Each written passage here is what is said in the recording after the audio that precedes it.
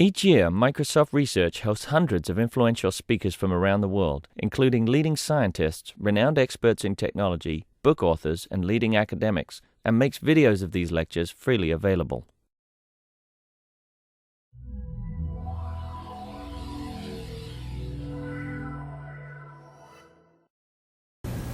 Hello and good morning. We have with us today Professor Nancy Boehm from the University of Kansas, and we are very fortunate to have her here because her work has become all the more topical. Nancy, many years ago, probably I shouldn't highlight how many, was one of the early observers of cyber culture and has since then been a keen observer of the kinds of things that happen online around popular culture. And in particular, popular culture around music. The music scene clearly has been transformed by the internet, and I can think of no better observer of these transformations and a purveyor of keen insights on them than Professor Boehm. So I hope you will join me in welcoming her. Nope, that should just start right there. So join me in welcoming Professor Boehm. Thank you. And the crowd goes wild. Thank you, thank you, thank you. Okay. Hello, teeming masses. So what I'm going to talk about today is what I see as the changes in the music scene that have been wrought by the internet, and in particular the changing role of fans in pop music culture on account of the net. And I'm going to draw fairly heavily on a study I've been doing about the Swedish independent music scene, which has been achieving more and more success internationally. Because it's part of, I think, a really interesting phenomenon of globalization. Let me get my clicker here. But I wanted to start by sort of grounding this in history because I think that people tend to think, although I'm sure you guys are savvier than this, that it's the internet so everything is new and old rules don't apply. And I wanted to ground a lot of what I think is going on in terms of what's been going on in music for a long time. But first, let me just talk about what makes a fan different from a casual listener. And I think I've got sort of five points over here and a collection of my ticket stubs. The fact that I have saved them all these years probably speaks to fandom, oops, in and of itself. Whoa, now where did it go? Back. There we go. One is that there's attachment. It's not just a casual thing. It's, as he's perusing, who did she see? There's attachment. It's not just that you kind of like it, it's that you feel an emotional connection to whatever it is you're a fan of. There's identification, which is to say that part of your sense of who am I is tied up in what music do I listen to.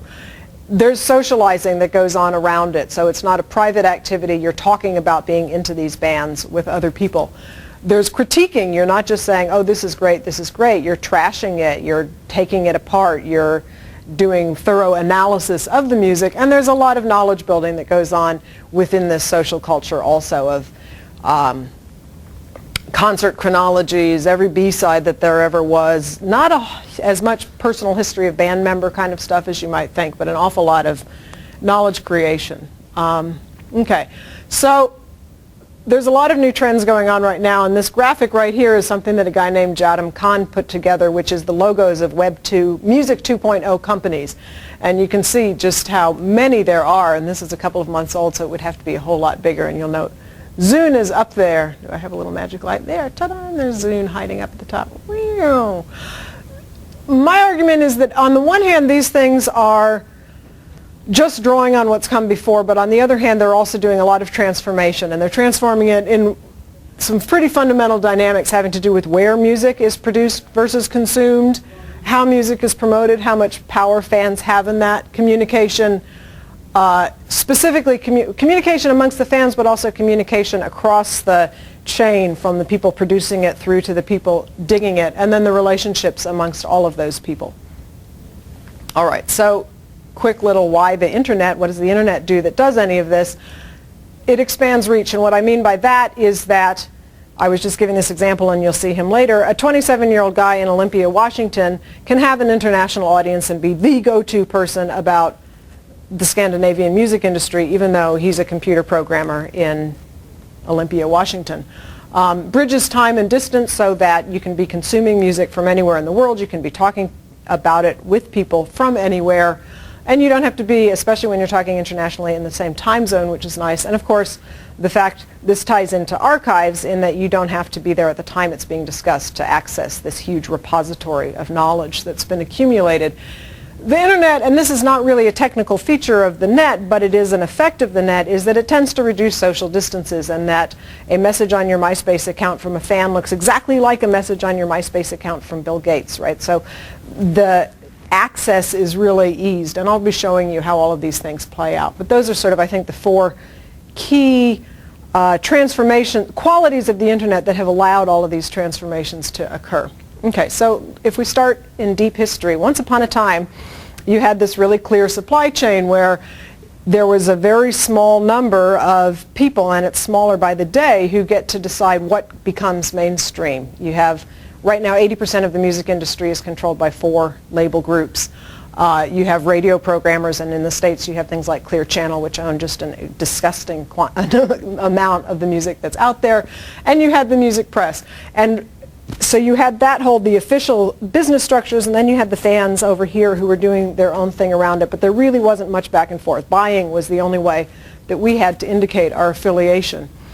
But at the same time, there were these really expansive social networks being built, even as this was going on, of which the Deadheads are exemplary, right? So you had fans accessing other fans, and with the Dead you had them touring, right? And the other thing that came out of the Dead was massive amounts of tape trading networks and sort of the creation of tape trading networks. And what I have up here is, this is homemade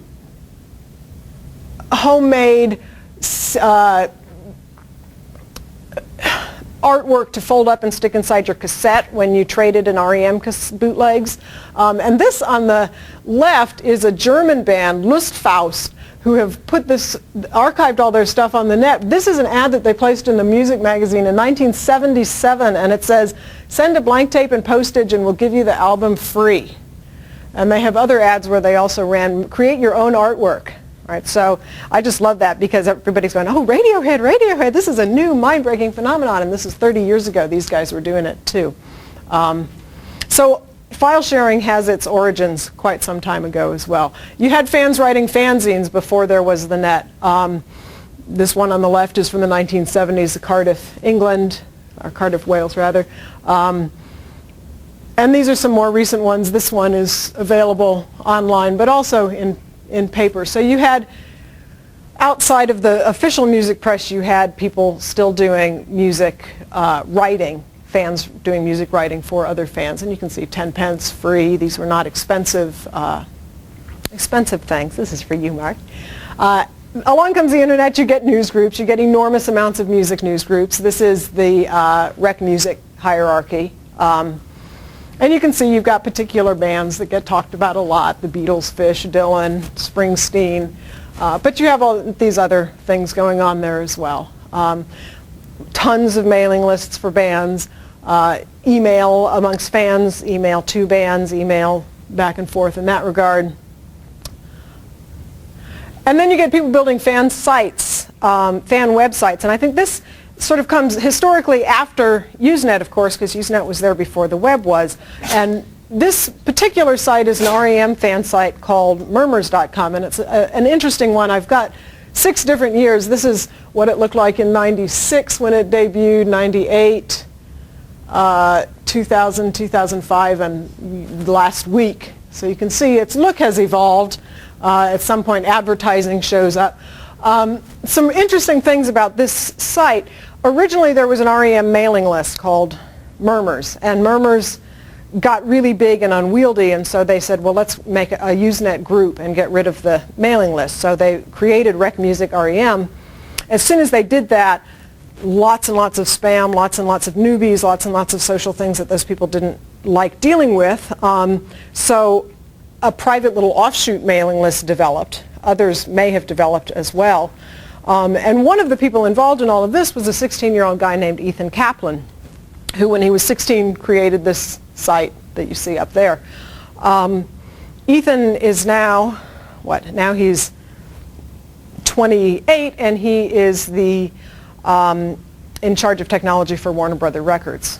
So what happened was that through this fan site, he basically took over all of the computing for Warner Brothers because it was so successful. And that sort of points to the increased power of the fans that I'm seeing going on, a really good case of it. A good fan site, I mean, Murmurs has always been the place to go for REM information on the net. You wouldn't bother going to the REM website because Murmurs does a much better job of it. There's discussion going on. There's much more opportunities for engagement here. This has not erased the importance of old gatekeepers. People still court the media. People still court the radios. I have a couple of examples from independent record labels in Sweden talking about how do they try to promote their music. So you have Hybris here, which is based in Stockholm, although they have a presence in Malmö. We advertise in music magazines. Through our American distributor, we've advertised in The Wire. We send records to the radio. We have a big list of journalists. We do posters. We have an international list with Select Media.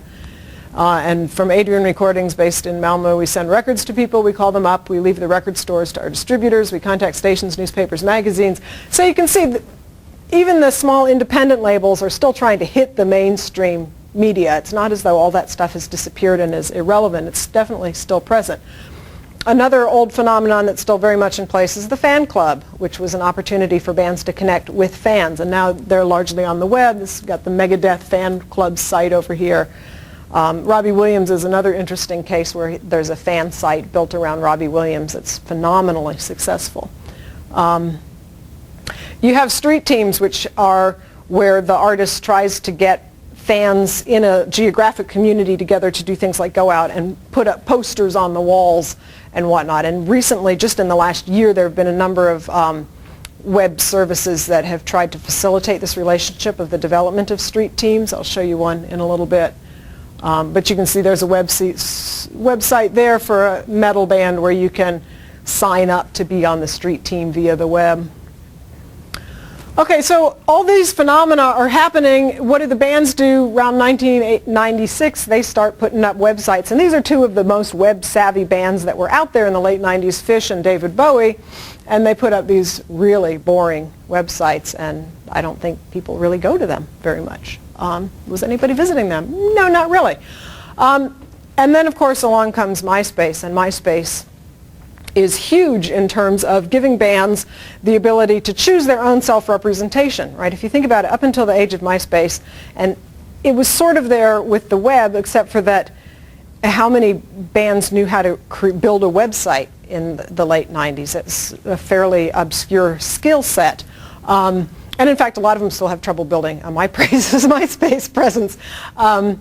But MySpace gives them the opportunity to, they get to pick their picture, they get to pick their self-description, they get to write their own news, they get to choose their own friends, they have a lot of ability to control their own presence. I have up here the MySpace page of a band called Club 8 who throughout the presentation you'll see them pop up a lot.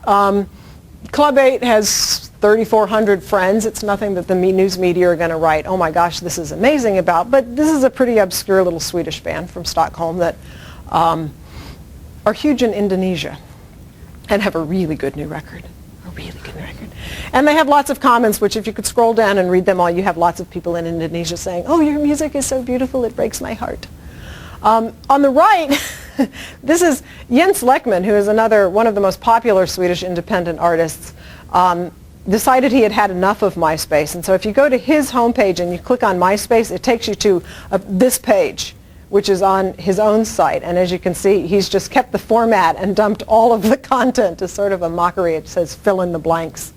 And I put that up there to make the point that even though everybody focuses their attention on MySpace, in fact, there's a lot of musicians who are not using MySpace who are doing really well anyway. And what they're doing is using other ways of reaching their fans online. And so Lekman, his own website, has enough material to make fans want to go there without his having to use MySpace to push himself. A couple of Swedish bands, Shout Out Louds, are having a pretty nice run in the States right now.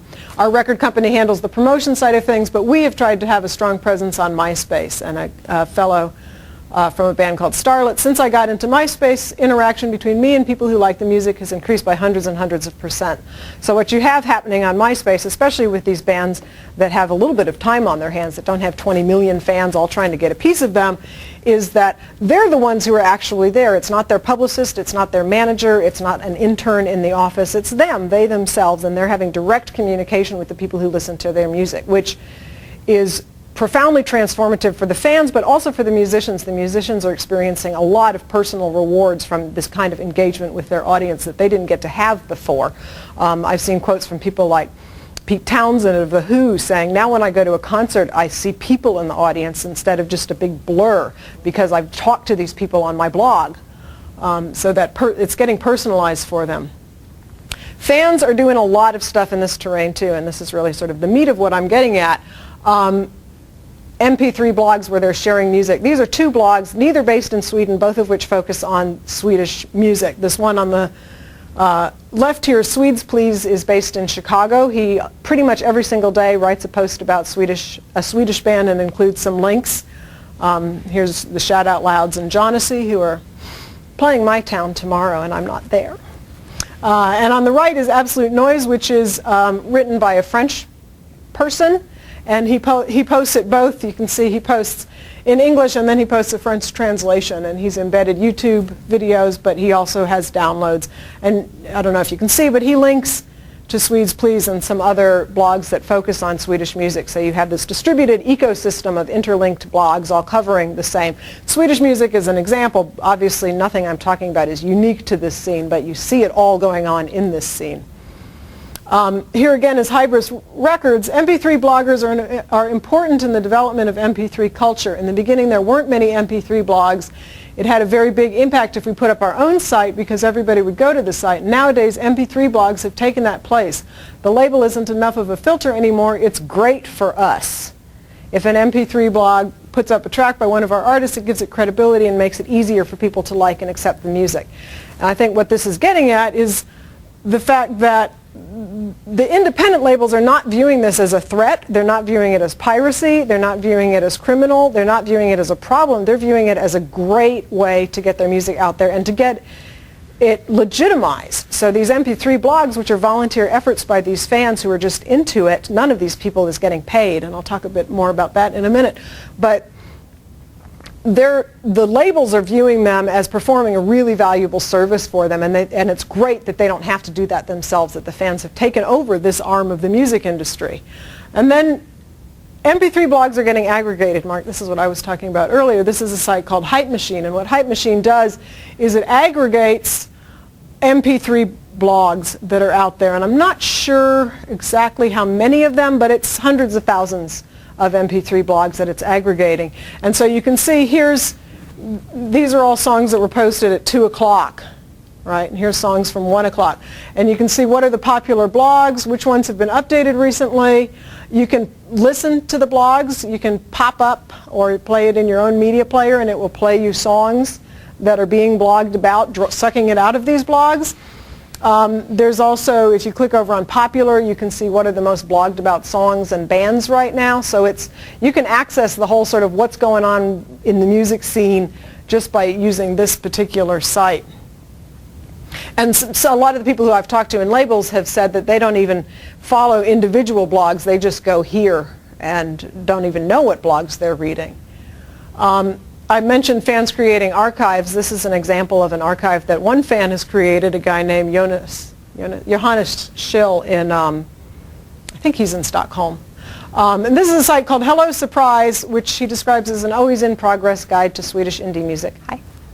And so I'm having trouble with this. So what he's got up here, this incredibly long list here, this is bands, and he's got about 500 Swedish bands there, and this down here is about 50 different Swedish labels.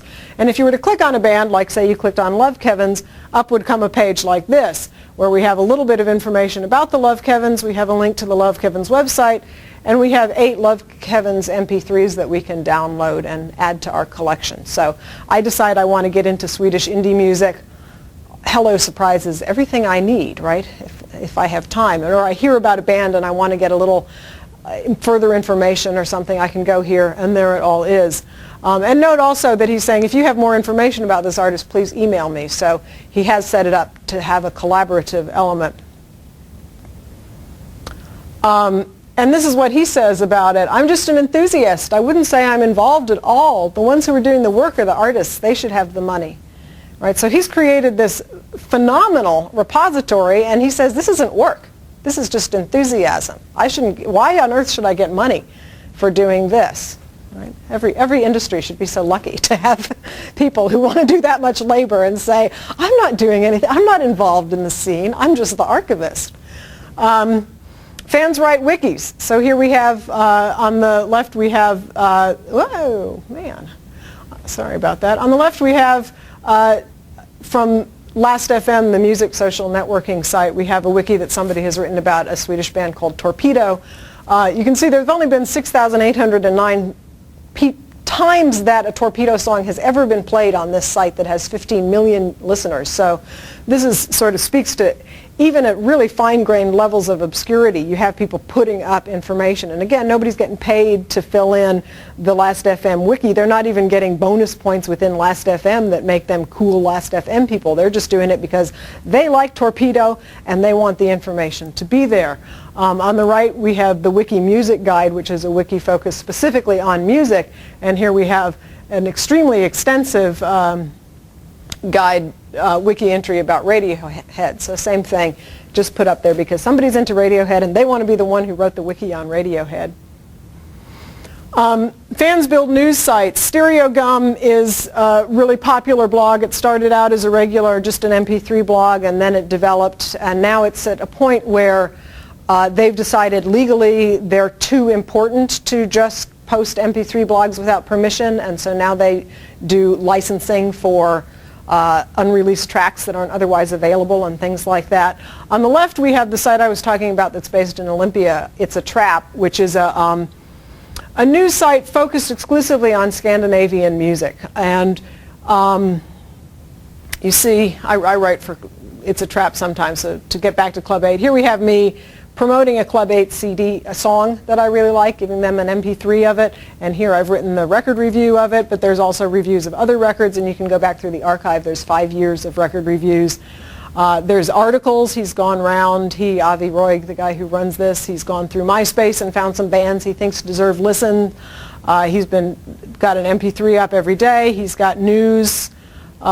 He's got a club you can join. He does some record sales in there. He's recently started picking up advertising, so he gets a little money. He also gets money because, you can't really see it up there, but Sirius Radio hired him to do a Scandinavian music show. So he gets a little money from that. And he's also, through this site, been able to create enough of an identity as the authority that Gracenote has hired him to go through and tell them which CDs they need to make sure they have in their catalog. So he's become sort of the arbiter of what counts as Scandinavian music worth paying attention to. So that's itsatrap.com.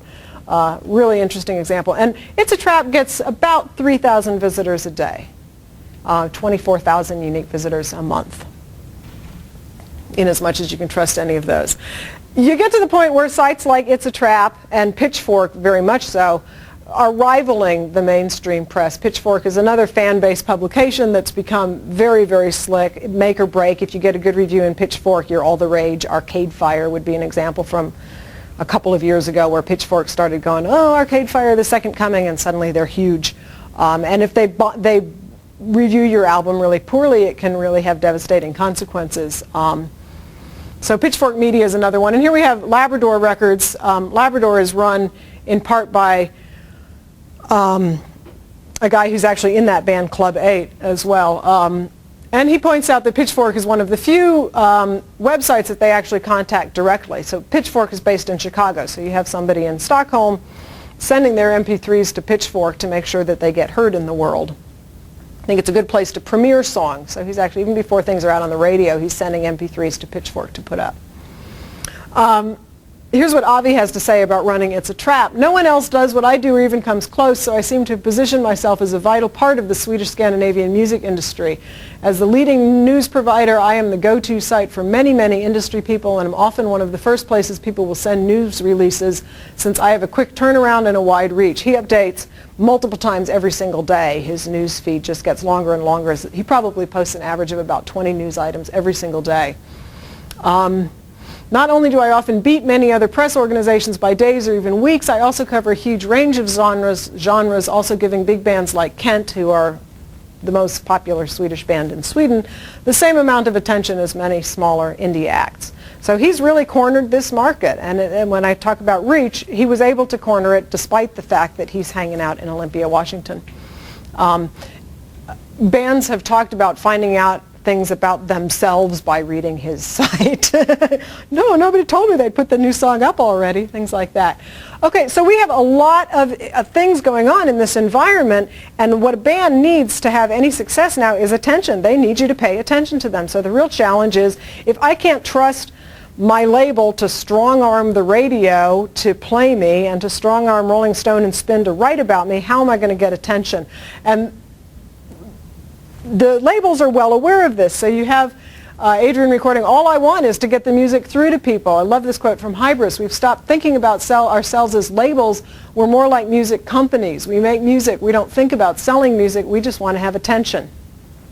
And here's some A&R guy from Atlantic Records saying people are more aware of the independent artists from the internet, I would guess. People are learning about underground music. So you really have sort of a shift where, to some extent, indie people were never about making money and getting rich, but certainly how many records did you sell was a piece of it. And now they're getting to where they're not even necessarily viewing CD sales as the primary revenue source for what they do. Although Hybris, Adrian, the guy from Adrian says, we've given up on making any money from selling CDs. We're making all our money in other ways. We want sponsorship. We want tours.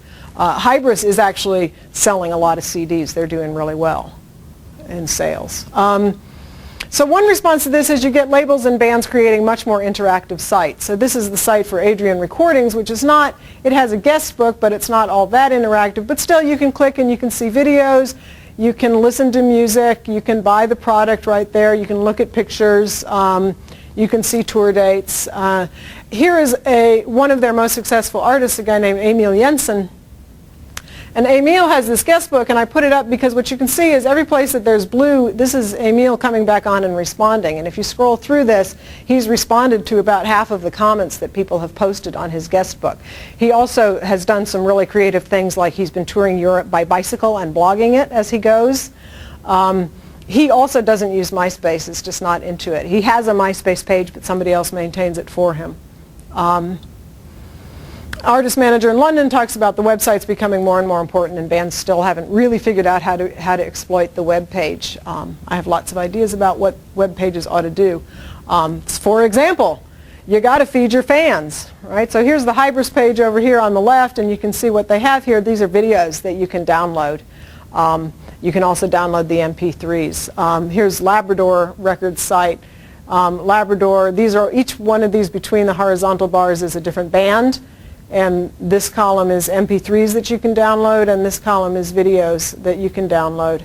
And you can't quite see it there, but what this is telling you is that you can also go over to Last.fm and you can stream all of this music as well. And Labrador has put almost their entire, actually I think their entire catalog you can listen to for free through Last.fm streaming radio in order.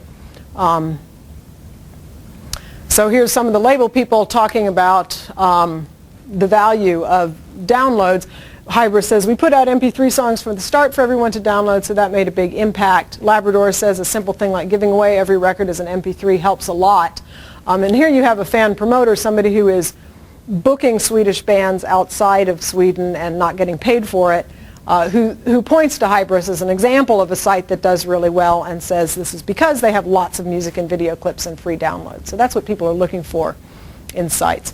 Meanwhile, into this relationship between fans and bands, if the music press and the radio are not what they used to be, what is? And that's where this huge Music 2.0 market comes in, where you have third-party platforms trying to get in there and either be the gatekeepers or facilitate the ability of fans to do the gatekeeping that the traditional media had done.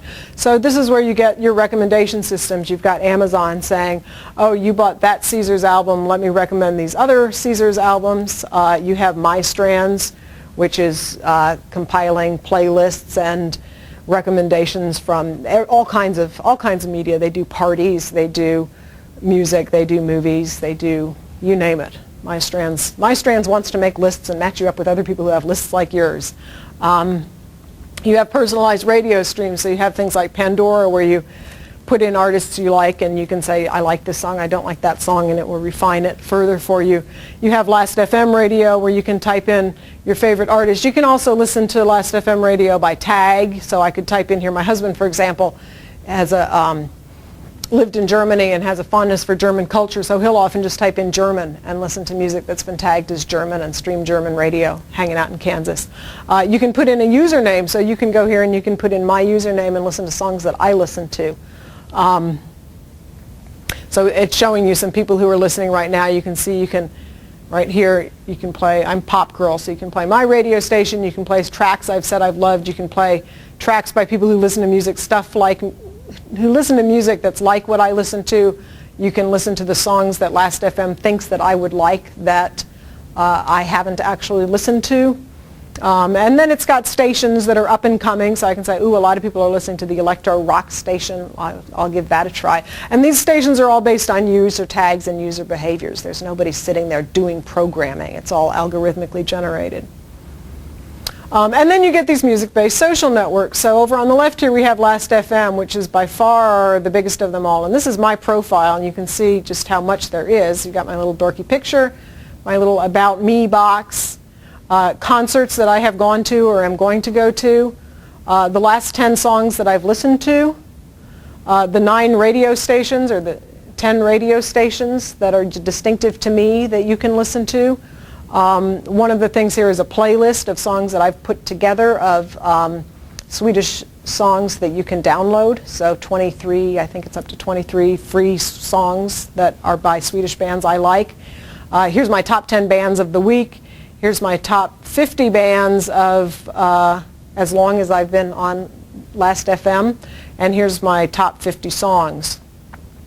Here are the last few people who've come by and looked at my page. Here are shouts where people can leave me messages, like a wall on Facebook or the MySpace. These are my friends, so you've got the whole visible friending phenomenon. And these are my neighbors, the people that Last.fm thinks have music tastes most like mine. And I'll say, these neighbor algorithms have a long way to go. There's some real problems with generating neighbor algorithms.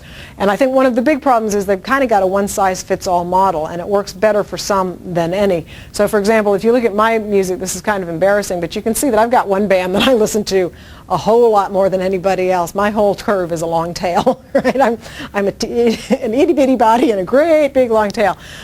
So they almost always match me only with people who also obsess on this one band. And my problem is that I don't have much in common with any of those people's listening habits except that we both obsess on that one band. So it skews my recommendations and neighbors pretty badly.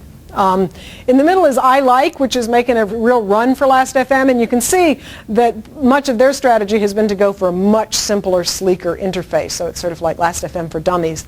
I Like has made huge inroads recently because they have become the most successful Facebook application, and so they've got an enormous amount of people using them on Facebook, many more people using them on Facebook than actually having an I Like profile. And then you have Mog, which is another one of these sites that has sort of built itself as the blogging site. And on Last.fm you can blog. Right here is my journal, and I do blog on there.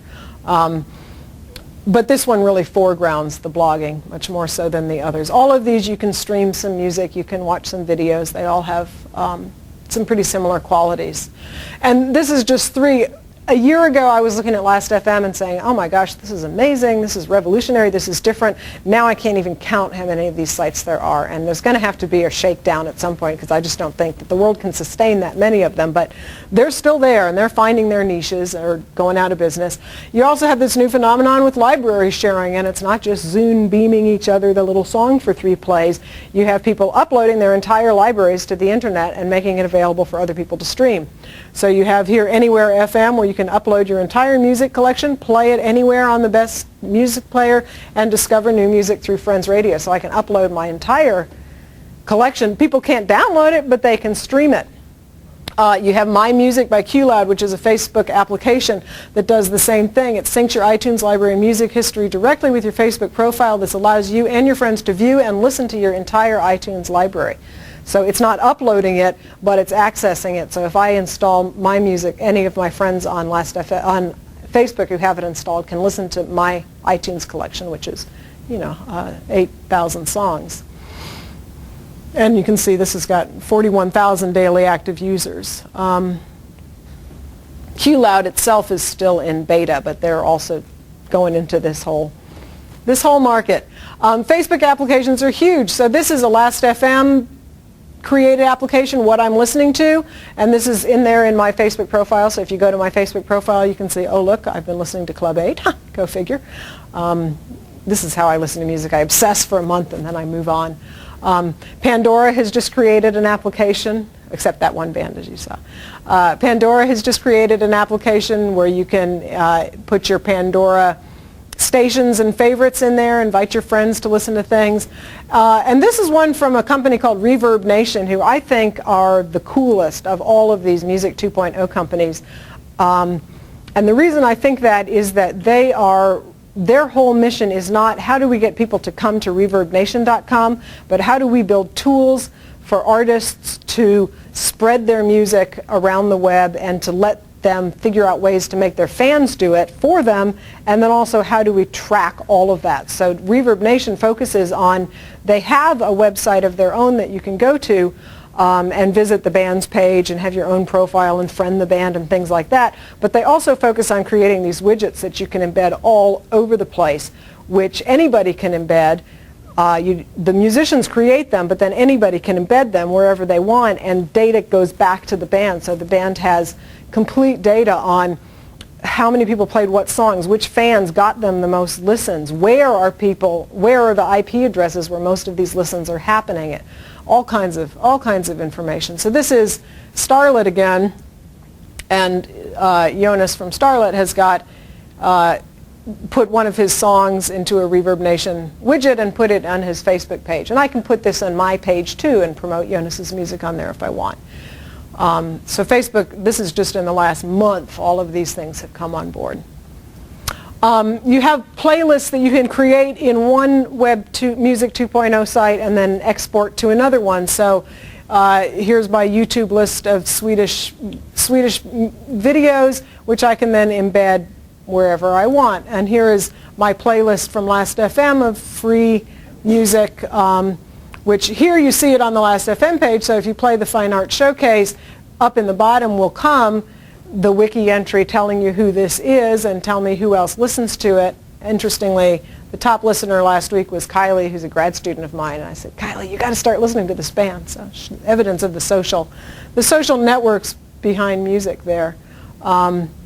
But you can also embed this elsewhere. For example, here is from the sidebar of my blog, and you have not just my Swedish playlist, but all of the music on Last.fm that I've tagged Swedish. So if you're reading my blog and you're reading about Swedish music, you can go over and you can click on this little thing, and it will start streaming hours and hours and hours of all the Swedish indie pop bands that I listen to. And then it's also exporting my top 10, or my top 7 from last week. And again, you see there I am promoting Club 8. So without being especially active about it, except for writing the review and posting the MP3 on It's a Trap, you can see that I'm promoting Club 8 in all these different places on the web without really having to do anything especially active except sign up for applications and listen on my computer. This is Reverb Nation's new tool, Tune Widget, which they call the ultimate promotional tool. This thing, frankly, it's pretty amazing. The band creates it. You have the main page, you can click on it, get information. You can click on it and download or stream songs. You can click on it and buy the music. You can click on it and see the tour dates. You can click on it and watch videos. You can click here and join the mailing list. You can click here and share this widget with other people. Also, they recommend that you check out. The bands can plug other bands, and they're finding in their beta testing that people are going to these recommendations a lot, and they're staying there. And you can just click right here and have it play. You can click here if you're a band and get your own. This is all free. The way that Reverb Nation has set up their model is that you pay, they take a cut of what the artists get. So they're not making any money unless the artists make money. Fans are using all of this stuff at once. It's not like they're focusing in on one. Some people are focusing, but they're spreading themselves out across all of this stuff. They're connecting with each other across all of this stuff. And then the bands have to do this as well. So I won't read these, but the basic point here is that these people are using a lot of different things simultaneously. It's not any one. The idea that the website should be a portal to all these other sites rather than a final destination is, I think, a really important one. The guy from Labrador says if somebody reads about an artist, they just ought to be able to find the music. Wherever it is, they should be able to get on the web and easily find our music and listen to it. Adrian says it's a matter of using everything at the same time, trying to be represented everywhere at once, and that goes for being on the web, but also street teams putting up posters. The fellow from Starlet says if word about Starlet is active, Starlet exists, right? And he's talking about how they haven't really been playing very much, haven't put out music in a long time, but Starlet is still alive because fans are talking about it. So he's attributing their very existence to the fact that there are ongoing fans, and he lays out some of them, right? So people are talking, listening, emailing, they're adding songs to their MySpace pages, helping spread the music. They're generating playlists that include Starlet, and they're doing that on Last.fm and on iTunes and on Winamp. They're being mentioned in blogs. They're being mentioned on online fan communities and bulletins and lists. So you can't focus on one site and think it's all there. Everybody is still totally MySpace, MySpace, MySpace, and MySpace is going to end, and all these other things are there. If it weren't overwhelming enough with how much there is, it's all suddenly massively international, which is one reason for my focus on Sweden. These are the Last.fm charts, and I put them up because this one over on the left, this is the top bands, and you can see that this is still the mainstream, most people are listening to. It's still Beatles, Red Hot Chili Peppers, Radiohead, Muse, Foo Fighters, Coldplay, Linkin Park, Metallica, Kanye West, Nirvana are the top 10. So we're not talking about, all kinds of weird bands from Kazakhstan that you'd never heard of before. But over here are the most popular free downloads, and then you are getting into the number 1 free download on Last.fm is by Akira Yamaoka. And then we get a Russian artist in 4th, another Russian artist in 10th, a number of Swedish artists, a German artist there. So the free download market is really international on Last.fm. And if you look at popular tags, this is across all of Last.fm's music, what have people tagged? And Last.fm doesn't necessarily have to have the music in their repository to have metadata about it,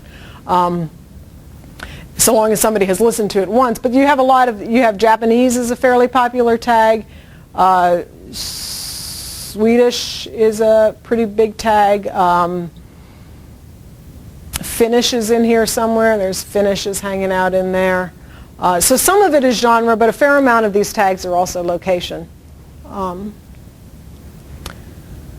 So you get fans saying things like, we have tribes around the world. These bands aren't really all that popular, but they have tribes all over the world. The fellow from the Fine Arts Showcase talks about how people are listening in Thailand and Indonesia, and the Asian market has become really big for these independent Scandinavian bands.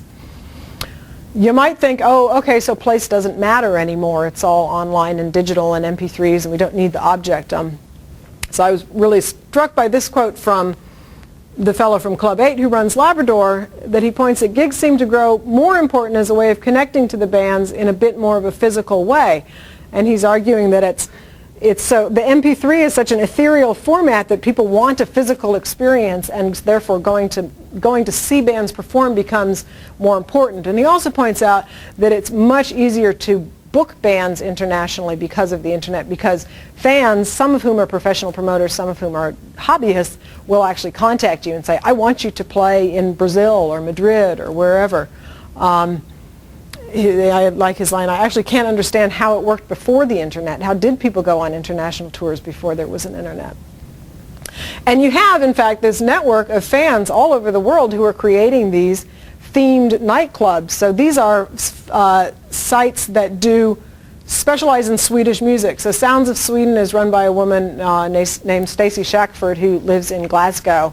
And about once a month she brings a Swedish band over or does a DJ night at a local club, and it's all Swedish music. This one is, which one is this? This is Hi Hi? No, that's Hi Hi. This one is, I guess, yeah, okay. This one is Tack Tack Tack, which is based in London, which has been extremely successful in breaking bands. I've got some funny tales I can tell. This one is Fika Sound, which is based in Madrid. Same thing, does Swedish DJ nights, brings Swedish bands. This is Hi Hi in Washington, D.C.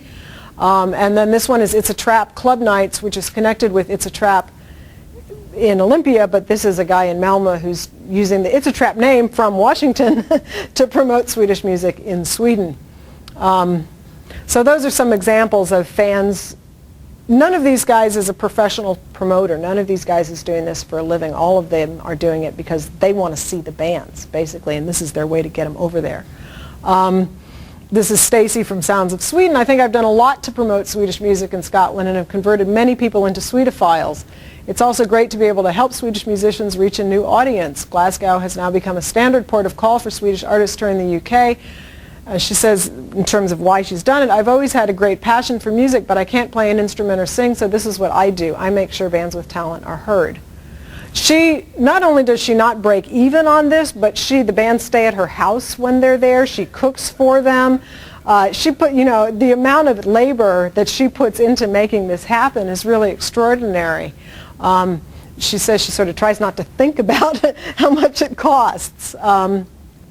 So what you have is what had been this super hierarchical relationship where you had the labels and the industry at the top and the fans down at the bottom is becoming much more egalitarian because they really need the fans not just to buy the product but to push the product. So you have the guy from Starlet. I've always received emails to the address displayed and I've answered them, but now it's so much easier. The barrier is down. The hierarchy is flattened. Me and my fans, and the same with artists I like and adore, are in a way on the same level. And I was particularly interested that he put fans in quotes, right? He's having a little trouble even thinking of these people as fans. Fine Arts Showcase, same basic mantra. If someone wants to ask me something, they can. That's amazing. That's great. There shouldn't be a dividing line. It's breaking down the barriers of inaccessibility of the artist, which is good. It makes people realize it's something they can do themselves. It's important to remember that people who play music are just people. It's not this huge iconic book of characters. Personally, I think the rock star thing is boring and played out. It's just people playing folk music, music by the people for the people. And he doesn't mean folk music in the sense of, me and my mammy down by the mountain. Music by the people for the people. A number of the label people that I've spoken to talk about it as creating a culture. Instead of selling a product, it's about creating a culture at this point. So we email quite a bit with the fans, and again, not only does this guy use quotes, he says, I'm having a hard time using the word fan. And when I push him on that, he says he's thinking about hysterical people screaming in a Madonna concert, and he just can't connect that to the people who would listen to the music he likes. The relationship is the fact, hope, that we gather like-minded people that share a common love. Hybris talks about the same thing. We share a common value, shared music taste.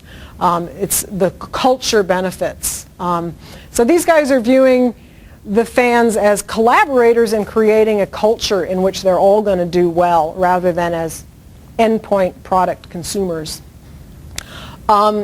The respectful relationships that are going on in this dynamic amongst all of these people is itself inherently rewarding. There was an editorial in the New York Times over the weekend about the Radiohead Pay Your Own Price, and it made sort of dismissive comments about the thing to do is to give your fans lots of touchy-feely reasons to want to give you money even though they don't have to. And I say, touchy-feely reasons, relationships matter. Relationships matter a lot. We are relational beings. That's pretty core. That's not irrational to want relationship. And it matters not just for the fans, it also matters for the artists. So the fact that people are able to have relationships with the musicians is a huge incentive for them to become these really active fans. So you have Stacy saying, you know, the musicians I've met are great people who are a joy. Many have become friends. The guy who does the French blog, I do it because I like to discover stuff. I like to have a relationship with artists I like, even if it's not a proper relationship, but mostly emails and mails, and a few times you meet them. Ricard from a band called Hell on Wheels. We enjoy building relationships with fans. We've made some real friends that way. So friendship, not in the sense of just a link labeled friend by some Web 2.0 system, but the real thing where people actually talk to each other and share values and things like that is an increasingly important piece of this. And what you see is that fans will reward the bands that they love. So you see that with Radiohead. In Rainbows, the sales started last week, and they've sold over. There have been over 1 million downloads, and the average price that people are paying is about $7 or $8, even though you can enter 0 and pay nothing. A lot of people are entering 0, but other people are entering much larger numbers. ME Street is a site where bands can upload their songs, and they start at 99 cents, but the more people download them, the cheaper they get. So that what you have here is this song costs 57 cents, this one costs 22 cents, this one costs 23 cents. Every time you recommend a band, you get some credit, so eventually you can start downloading music for free because you've been actively promoting bands on there. So a lot of people are looking at this as a really interesting model for how might money be made in the music industry. So I wanted to just wrap up with this quote from Starlet that I think pulls together a lot of these themes about relationship and rethinking what it means to be in the music industry at this time. He says, let's stop the exploitation of music. Let's stop thinking of music as export business merchandise products. Let's stop people who try hard to infiltrate the music scene just because they see money potential in it. That goes for politicians as well as for the music corporations. Let's socialize. That's the most important thing that we can use the internet for. Mail people, IM them, post a blog, create a forum, join a forum, start a band, put up some songs. Let's discuss, let's agree and disagree, listen to songs, read thoughts, think, feel, be inspired, be saved, reclaim music. Okay, so I will just leave it at that. And do you guys have any questions about any of that? Go to my last definition list. Oh, yeah, right. Thank you. A question. I'm curious if you, so I think it's safe to say that it's much easier, it may not be easier now than it was 20 years ago to become a giant megastar, but I think it's definitely easier to become, to go from kid playing in your garage to having a few hundred or a couple thousand fans, which to a lot of people is like, that's huge to you if you're just like, all of a sudden people care about you. Yeah. Do you know of any data that's saying that because of this very visible phenomenon that more kids are playing in bands or more guitars are selling or like... Oh, that's a great question, and I don't know. This has had a direct impact on the amount of music being produced. Started in playing bands, yeah. Or recording music. Also, recording music at home, the ability to do that would have exactly the same impact, but just like more people who can get their stuff out there. Yeah. I don't know of any data. It's a really interesting question, and my gut instinct would be, I think what yours is, which is to say, yeah, more people have got to be producing music now because they can do it and because they can distribute it. And certainly if you go on MySpace, there's gazillions of bands up there, and a lot of them are a kid in his attic, right? And there are fewer rock stars than there used to be. And so, for example, there's a fellow who works with a company or an agency called Export Music Sweden, which is affiliated with the Swedish government, and their mission, as the name implies, is to export Swedish music. And he's talked about how it used to be that you had a Swedish rock star. You had Roxette, or you had the Cardigans, or of course, once upon a time, that other one we won't mention, even though I was reared on them and loved them dearly. But that there isn't now. Now it's a solid team instead of any particular rock star. So I think that there is sort of a shift toward a lot of bands who don't necessarily have huge audiences instead of a few that have enormous ones. But I don't know the answer to your question. It's a great question now. The number of sales of Guitar Hero suggests that there's a lot of wannabe. That's true. Yeah. And the uptake of the iLife package, and GarageBand suggests that there's a lot of user minutes being burned in GarageBand. Yeah.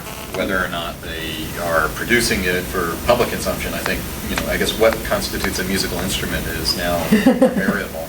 Yeah, and it's also hard to know because, I mean, your point about guitar sales would tell us, but just because it's now visible doesn't mean it wasn't happening before, right? It might have been on a cassette tape in their basement, right, and now it's on MySpace and has a website and looks international, but is it really any different? I think the sort of the lower barrier to entry to being a band actually makes it harder for sort of more serious bands to stand out and get their music heard because there's too much music. Yeah, and that's why I think that this whole issue of the fans being promoters is hugely important, right? And one of these things that a lot of these labels say is you have to trust the music to sell itself now, right? You can't trust the marketing machine to bring it to people's attention. It has to be that the music is so good that the fans spread it. And it is harder. It is harder. And some bands get lucky and the fans pick up on it and it spreads, and other ones don't. But of course that's always been the case, right?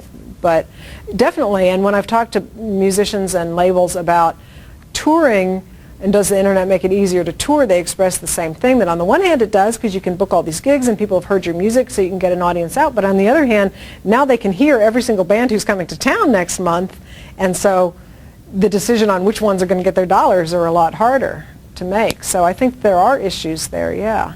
It seems to me to be a real challenge as a band to kind of rise above the clutter. Like it's still the sort of the indie rock stuff that's kind of breaking out today. It's still from these external forces are still like, you get your song on that new iTunes commercial. Like that's what, even though like you have this smaller fan base bubbling up on the net, it's still touring these, your songs in a movie or a commercial. That seems to be like, to get from that, like playing for 50 people in different towns, it still seems like there's some kind of big break. There is, and I think that's why increasingly they need to be building relationships with fans who are going to push the stuff that will bring it to the attention of that person who's got the job of deciding what the soundtrack for Ugly Betty is going to be next week, for example, right? Because those people who are the gatekeepers deciding what goes in advertisements and what gets sponsorship, they're out there on the net looking for it too, and they're to some extent going to be drawing on who's got buzz going on, right? Where's that latent buzz happening? So it is a much more crowded field. I'm not sure that's necessarily a bad thing, though. If you look at, what we've been offered on mainstream radio as really good music for the last, ever since the Beatles went off the radio, it's, kind of bad, isn't it? So, so more noise might not be a bad thing, but it does raise the need for filters. And the other thing, of course, is that the whole long tail argument, right, that the filters need to be able to guide us not to just what do most people like, but what am I going to like? Well, and also interesting to hear your take on sort of like the valuing of music among sort of the, if you're 12 today, you've never, you won't have the experience of like buying the CD and holding the thing. So does that like sort of cheapen what music is? There was that big study that was done a couple of months ago about what makes teenagers happy and unhappy. And it got reported a lot. The thing that most people glommed onto was that they said that spending time with their family was the thing that made, more people said spending time with their family made them happy than any other thing. So everybody said, oh, hooray, the teens aren't doomed. But what got very narrowly reported was that when asked item by item, how happy does this thing make you, listening to music was by leaps and bounds the number one thing that teenagers said made them happy, which makes me think that there is still a really deep relationship to music and its effect on people that will, especially if relationships are fostered, will make the fans want to give back, because that's what you do in a social relationship, is you give back. So I'm not totally worried about that. I do think that it's going to be harder and harder to rely on selling the music as the sole income source, though. Daniel, you Daniel's been exactly. holding his hand up for so long. If you're an up-and-coming band, you're probably quite happy going from 0 to 100 to 1,000 fans, and you're not expecting to become rich, perhaps. You even give an example of fans being promoters and sort of hosting bands. So but the record labels, they have to be professional. And how do they actually earn money? Have they settled on a model where is it tours and merchandising, or could even record labels be run by fans? 3 years, 5 years from now? Or Yeah, what's going to happen to the record labels is the huge question. The record labels. Yeah. So, but how do they earn money right now? How do they earn money right now? Yeah. They don't. They don't. I think a really interesting moment right now is Madonna really going to leave Warner Brothers and go to Live Nation, which it looks like is going to happen. And that would be the first case of a musician leaving a record label for a live music promoter. And I think that's the model that it has to go to. Live music revenues are up. Sales revenues are down. I think live music and merchandising and sponsorships are where the money is, and soundtracks and being in that new ad for iTunes or whatever is where the money is going to be for the labels, not in direct sales of the music. And certainly not in suing the fans. I guess I'd like to follow up too, because the notion of value and devaluing music is an interesting one, because the question is the market value of the music the only value of the music? And it's worth noting that music started in a non-commodified form and then became commodified, and if it's now decommodifying, that may be the case, that some dimension of value is eroding. But that's the transaction value, not the value. I think what we've heard is that music plays more of a role in people's lives than ever before, because they can find the music they really want and they have all the access they want to it. So the value is up. The market value may not be as high, but I don't think that assigning market value to a commodity is the same as assigning value to the commodity. I mean, I love my nation. I don't buy it. I pay taxes to it, but So, and I guess a follow-up, Radiohead is a nice name to invoke, but the other one is the artist formerly known as Prince. Because Prince just did a very similar thing. He took his new album and he printed a couple of million copies of it and stuck it on the front page of the Daily Mail and Telegraph on Sunday about 3 weeks ago. Mm-hmm. And the Association of Music Retailers said, we will never even say the name that you used to be known by again. Because they said you're devaluing music. But he got paid, and a lot of people got the music. Who did not get paid? The labels. Well, the labels and the retailers. Yeah. And why should they be paid? Prince makes music. He has fans. Somebody paid somebody in the middle. So I guess I am concerned with the argument that the cash value of something at the point of transaction is the only way to measure its value. Yeah, and that's my take on this whole touchy-feely thing. The idea that Radiohead fans are paying because of touchy-feely stuff, because I think it devalues the value of relationship, which is and of the effect that music has on people, which is profoundly valuable. On the other hand, you want musicians to be able to make a living doing it, right? If your favorite musician has to work 9 to 5 in a job that burns them out, they're not going to create music. So there does need to be some sort of mechanism to monetize it. And it may be that a lot of these middlemen, like the major labels, fall by the wayside. And major record labels are a relatively recent cultural phenomenon. As you say, it's not since the dawn of the lute that the major labels have controlled the industry.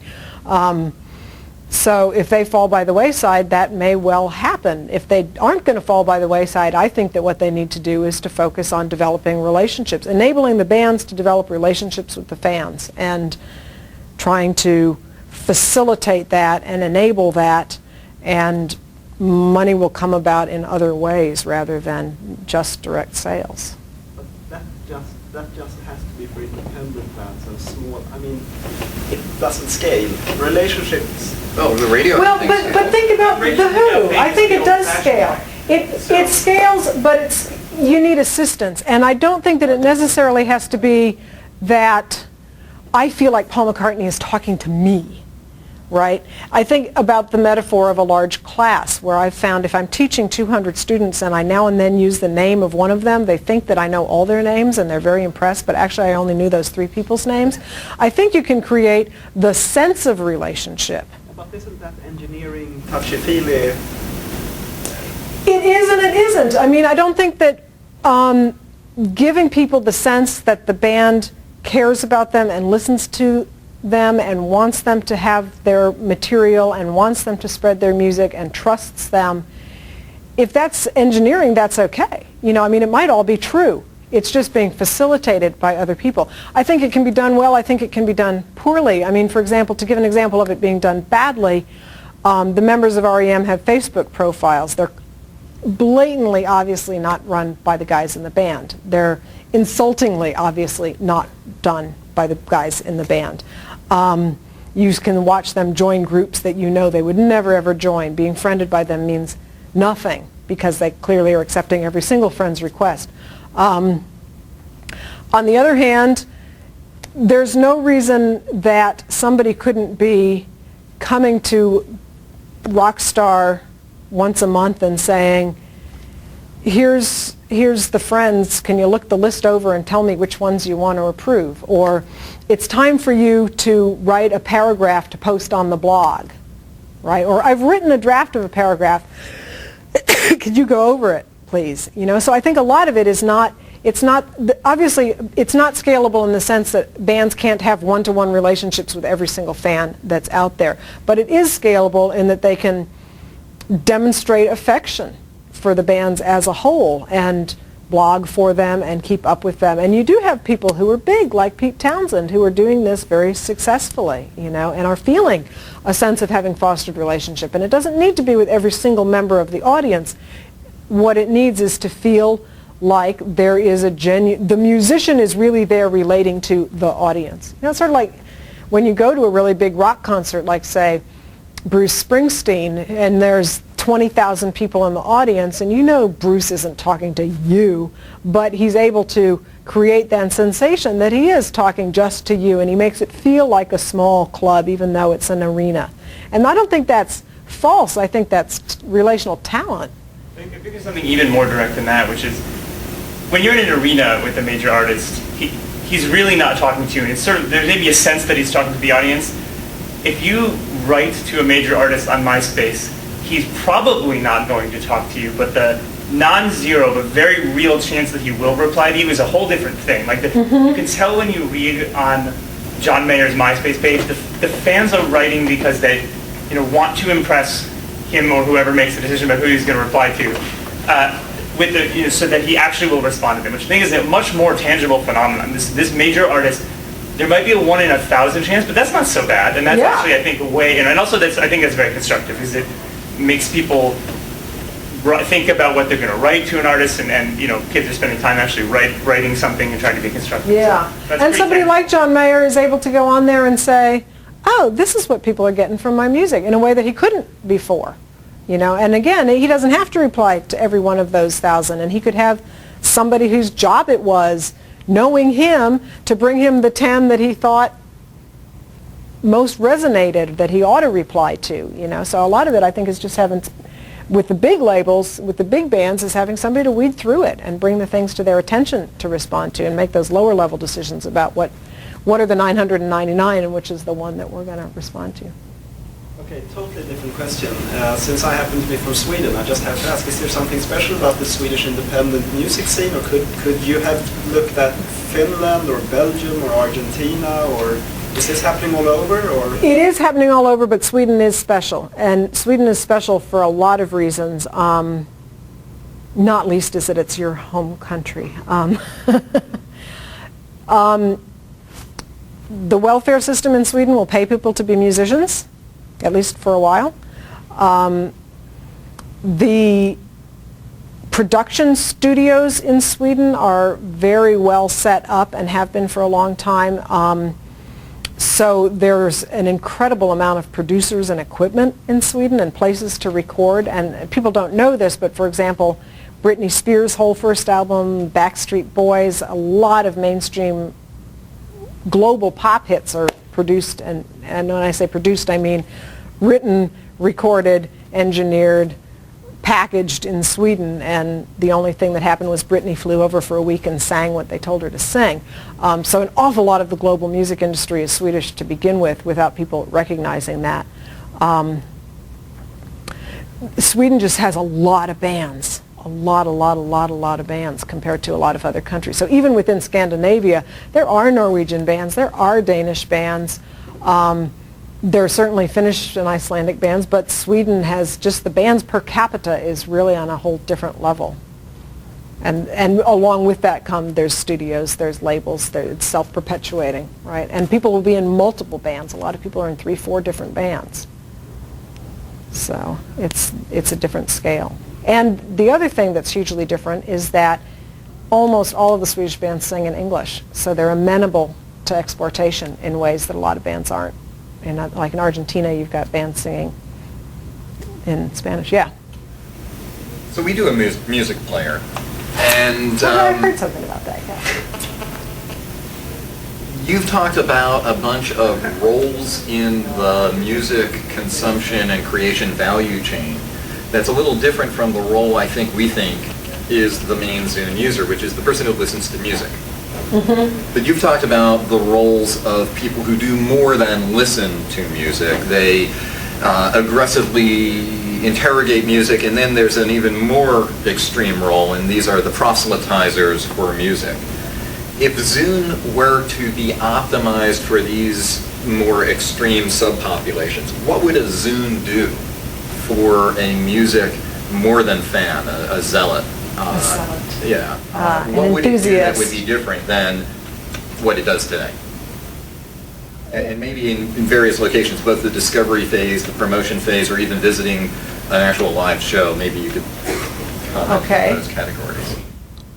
It would allow you to put data in, for one thing, right? I'm listening to the song, I can write a review of it as I'm listening, press the button, and it goes out to anybody else who's got their Zune or is logging onto the Zune site or the place where they can buy the song and can read my review. So I'm at the live show, I can type in the set list as it's happening, I can upload that. So certainly as a zealot, what I want to be able to do is I want to be able to use it as a means to push the music I like out, not just by sending it to a few friends to listen to a few times. I want it ensconced in the permanent archives. I want to be able to generate playlists on the fly. Oh, this is a great song, add this to my playlist, and then I want people to be able to subscribe to my playlists and hear, even if I don't know them, I want strangers to be able to go, ooh, that person has good taste, I'm going to subscribe to their playlists.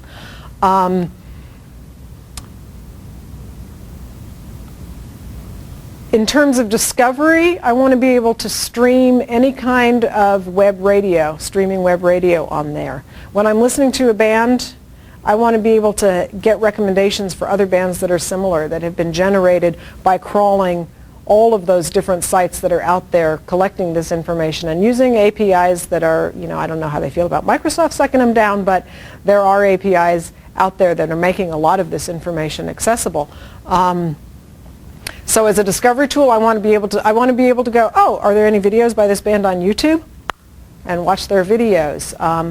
It'd be cool if I could go to their label site right there, download the MP3s directly from the label site if the labels have them up there. So I want to be able to explore all of the options that are out there for finding music in my hand. I want to use that Wi-Fi and have my own little integrated music internet in my hand, and I want to be able to contribute to it in my hand, and I want to be able to develop a profile as the kind of person you want to follow me if you're into the kind of music I'm into. I want to be able to develop my own identity.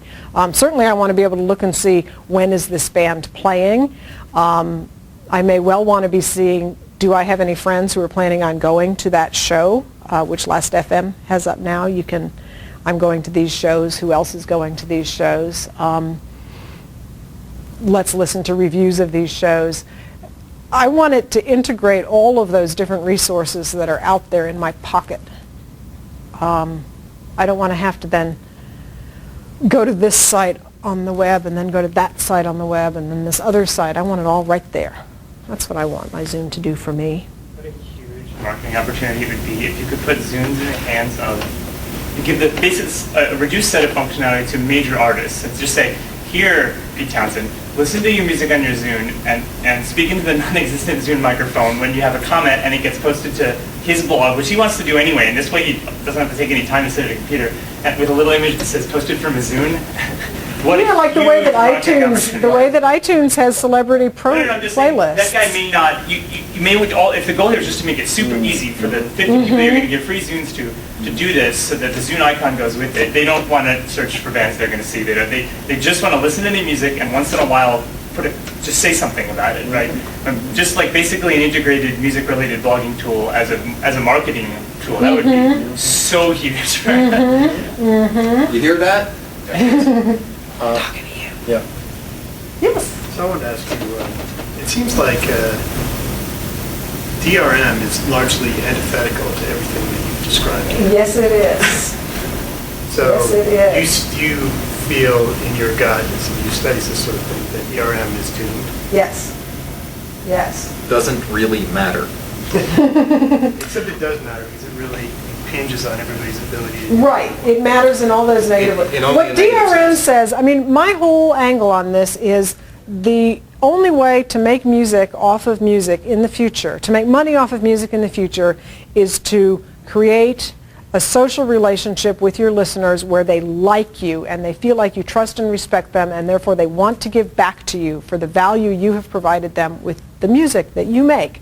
And DRM says, I don't trust you. I know you're up to no good. I want to constrain and limit you. It sends all the wrong relational messages. It doesn't say anything about I like you. It says you're a bad person. I know it. It's that original sin, right? By buying this music, you confess that you're no good. And we got to... For a wedding.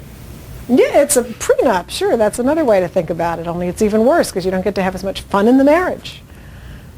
You can only do it in one room, right? So I had another question. So, and it's sort of connected. DRM has left a super bad taste in a lot of consumers' mouth, and I think that it's consumers who've thought about it a little bit. Know it's the RIAA and the MPAA who are doing this stuff, and that those people represent all the record labels, at least the major labels. So in that sense, the labels have sort of demonized themselves. At least with consumers who understand where DRM comes from and who imposed it. Which I don't know what kind of percentage that is. Do you think that is marginalizing the major labels in any way? Is the sort of uprising of indie labels, which now they're just a dime a dozen, do you think that's a result of DRM, or do you think it's a result of other factors? I think that DRM has provided indie labels with a fantastic opportunity to exploit. I mean, there have always been indie labels, so I don't really think that you can give all the credit for their success to DRM. And there's indie labels who are into DRM too. It's not totally tit for tat, one or the other. But you see boycott the RIAA movements now. You see people who actively will not buy from a major label. You see, I think, an increased sense of it's okay to download because it's just them. It's just the labels that we're screwing, not the bands. The bands don't get any money anyway. So that whole demonization, I think, has somewhat backfired. So I think, yeah, it does. It definitely lessens the role of the majors. On the other hand, and the majors are seeing their retails plummet and the indies are doing fine, so I think it is having an effect. Given that, you said that there was some discussion about whether, why the labels, what's their value add? They don't market in the way they used to market it, which used to be their main distribution marketing, right? So do you think there's an opportunity for a new kind of label where their value add is that they facilitate the stuff you're talking about? Like the bands just play guitar, and they don't want to know what 50 websites they need to be on, and how to set all this stuff up. I wonder whether there's an opportunity for another role. Yeah. Sort of a modern. Yeah. Well, in the quote from the fellow from Hybris who says, we're a music company, we just want attention, we don't think about ourselves as selling music, I think speaks to that idea that if the major label is going to survive, I think that it has to shift toward that kind of a model. It can't do it by locking it down and banking on the one artist that's going to sell 30 million copies and fund everything else that they do for the year, in part because those artists aren't doing that anymore. I think that, the label has got to be a broader enterprise that's not just about selling product to endpoint buyers in stores or at the website, but is also about creating a presence across all of these media, and not just the web, but also the street teams, the people in town and in the local record stores and in the fanzines and in Rolling Stone and in the New York Times and USA Today and all those other. I think it is an attention issue, that the role of the marketers has to be to get this every place, not just a few places. So I do think it requires a rethinking, and I don't know if that's the death of the labels or the next phase of what the labels ought to become. But I mean, they're just fighting a losing battle with the we'll lock it down and we'll sue, and then they'll stop. It just doesn't work. It's like abstinence education. It just doesn't work. I think the other thing the labels used to have, and still have to some degree, that was really important that we don't talk about them much, is they had a lot of money to offer artists to pay for expensive studio time. That was a big part of why why labels were necessary in the music industry. And as we see an obvious trend toward, music that is of studio quality music being able to be created for hundreds or a couple $1,000s, that was a major resource that the labels have that is just not as relevant anymore. So that's it was production, distribution, marketing, none of which are now really monopolies dependent upon the labels. Right. Now, but another thing is footing the bill for the plane tickets for the band to go tour in another country, which is huge. That one's huge. But these are investment costs, and there's other ways to... Ryanair. Oh yeah, Ryanair. All the Swedes I talk about how touring Europe is so easy now on account of Ryanair, huh? I think we probably have to bring this to a close, but I'll just, to your point, say this was a quote by Cory Doctorow saying, the record industry lawsuits are not scaring students away from file sharing, they are scaring them into political consciousness. There you go. So with that, lots of relevance for Zune and music and the future of our industry, and I'd like to say thank you to Nancy. My pleasure. Thanks for inviting me. Thanks for coming.